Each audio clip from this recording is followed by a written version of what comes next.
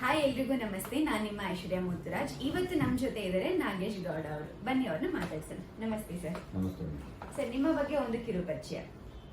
ಇವಾಗ ನನ್ನ ಬಗ್ಗೆ ಅಂದರೆ ನಾನೀಗ ಸದ್ಯಕ್ಕೆ ಕ್ಯಾಬ್ ಡ್ರೈವರ್ ಆಗಿ ಕೆಲಸ ಮಾಡ್ತಿದ್ದೀನಿ. ಮೂಲತಃ ನಮ್ಮ ಊರು ಬಂದು KRS ಮಂಡ್ಯ ಜಿಲ್ಲೆ ಬರುತ್ತೆ.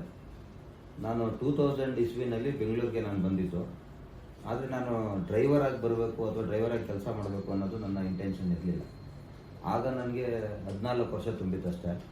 SSLC ಮುಗಿಸ್ಕೊಂಡು ರಿಸಲ್ಟ್ನೂ ನೋಡಿದಂತೆ ನಾನೇನೋ ಬೆಂಗಳೂರಲ್ಲಿ ದೊಡ್ಡದಾಗಿ ನಾನು ಸಂಪಾದನೆ ಮಾಡಬೇಕು ಅಥವಾ ನಮ್ಮ ಮಾವ ಒಬ್ಬರು ಬ್ಯಾಂಕಲ್ಲಿ ಕೆಲಸಕ್ಕಿದ್ರು ಅಂತೇಳಿ ಅವರ ಏನೋ ಒಂದು ಕೆಲಸ ಕೊಡಿಸ್ತಾರೆ ಅನ್ನೋ ಆಸೆಗೆ ಬಂದುಬಿಟ್ಟೆ ಅಷ್ಟೇ. ಅವ್ರ ಜೊತೆಲಿ ಬಂದು ಸೇರಿಕೊಂಡೆ.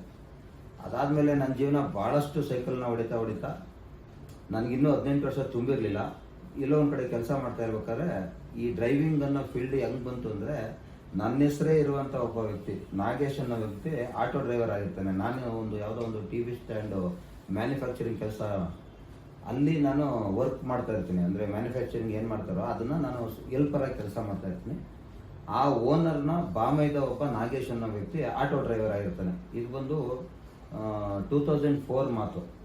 ಆ ಟೈಮಲ್ಲಿ ಆ ನಾಗೇಶ್ ಅನ್ನೋ ವ್ಯಕ್ತಿ ಬಂದು ಬೆಳಗ್ಗೆ ಒಂದು 9 ಗಂಟೆಗೆ ಬಂದು ಅವ್ರ ಭಾವನ ಹತ್ರ ಹೇಳ್ತಾನೆ, ಏನಪ್ಪ ಏನು ಅವರು ಅಂದರೆ ಇವ್ರ ಭಾವ ಪ್ರಶ್ನೆ ಮಾಡಿದಾಗ ಎಷ್ಟು ಸಂಪಾದನೆ ಮಾಡೋದು ಅಂತ ಕೇಳಿದ್ರೆ ಆಟೋ ಡ್ರೈವರ್, ಇಲ್ಲ ಅಣ್ಣ ನಾನು ಇಲ್ಲ ಬಾವ, ನಾನು ಒಂದು 500 ರೂಪಾಯಿ ಸಂಪಾದನೆ ಮಾಡಿದ್ದೀನಿ, 100 ರೂಪಾಯಿ ನಾಷ್ಟ ಮಾಡಿದ್ದೀನಿ ಅಂತ ಹೇಳ್ತಿದ್ದ.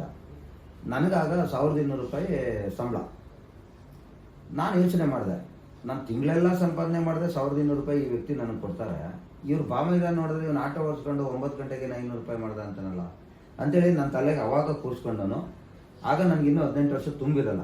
ಸೊ ತುಂಬಿದ ತಕ್ಷಣನೇ ನಾನೇನು ಮಾಡ್ತೀನಿ, ಇನ್ನೂ ಒಂದು 6 ತಿಂಗಳಿದೆ ಅಂದಾಗಲೇ ನಾನು ಇದನ್ನು DL ಮಾಡಿಸ್ಬೇಕಂದ್ರೆ 18 ವರ್ಷ ತುಂಬಬೇಕು ಅಂತ ಯಾರ ಹತ್ರ ಕೇಳಿರ್ತೀನಿ. ಅದಕ್ಕೋಸ್ಕರ ಅವ್ರಿಗೆ ನಾನು 6 ತಿಂಗಳು ಮುಂಚೆನೇ ಕೆಲಸ ನಾನು ಬಿಟ್ಬಿಡ್ತೀನಿ ಸರ್, ನಾನು ಆಟೋ ಓಡಿಸೋಕೆ ಹೋಗ್ತೀನಿ ಅಂತ ಮೊದಲೇ ಹೇಳ್ಬಿಡ್ತೀನಿ. ಏನಕ್ಕೆ ಅಂದರೆ ಅವ್ರಿಗೆ ನಮ್ಮಿಂದ ತೊಂದರೆ ಆಗಬಾರ್ದು ಅಂತ.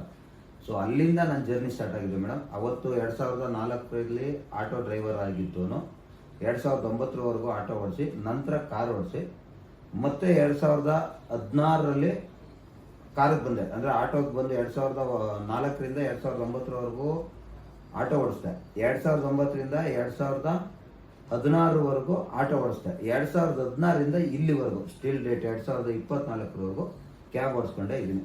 ಇದು ನನ್ನ ಜರ್ನಿ. ಅಂದರೆ ಇಡೀ ಪೂರ್ತಿ ನನ್ನ ಲೈಫ್ ಪೂರ್ತಿ ಡ್ರೈವಿಂಗಿಗೆ ಜಾಸ್ತಿ ಕೊಟ್ಬಿಟ್ಟಿದ್ದೀನಿ, ನಾನು ಹುಡುಗಾಗಿಂದ ಇಲ್ಲಿವರೆಗೂ. ಇದು ನಮ್ಮ ಪರಿಚಯ.